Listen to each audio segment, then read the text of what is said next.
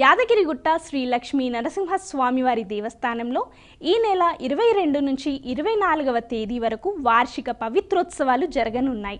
ఏడాది కాలం నుంచి ఆస్థాన పరంగా భక్తుల మొక్కు పూజల నిర్వహణలో తెలియకుండా జరిగే పొరపాట్లు, దోషాల నివారణ నిమిత్తం ఏటా పవిత్రోత్సవాలు నిర్వహించటం సాంప్రదాయంగా వస్తోంది. వార్షిక పవిత్రోత్సవాలలో స్వామివారికి నవకలశ స్థాపనం నిర్వహిస్తారు. ఏడాది కాలం నుంచి ఆస్థాన పరంగా భక్తుల మొక్కు పూజల నిర్వహణలో తెలియకుండా జరిగే పొరపాట్లు, దోషాల నివారణ నిమిత్తం ఏటా పవిత్రోత్సవాలు నిర్వహించటం సాంప్రదాయంగా వస్తోంది. వార్షిక పవిత్రోత్సవాలలో స్వామివారికి నవకలశ స్నాపనం నిర్వహిస్తారు. యజ్ఞశాలలో ద్వారతోరణ పూజ, కుంభారాధన, చక్రబ్ద మండలారాధన నిర్వహించి ప్రత్యేక హోమాలు నిర్వహిస్తారు.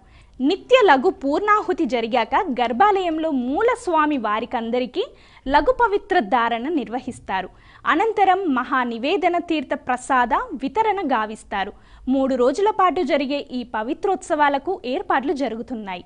అబ్బో, ఇక్కడ కేజీ చీరలు కొంటే అర కేజీ చీరలు ఫ్రీ అంట. మంగళ్య షాపింగ్ మాల్ కేజీల్లో సేల్, టన్నుల్లో ఆనందం.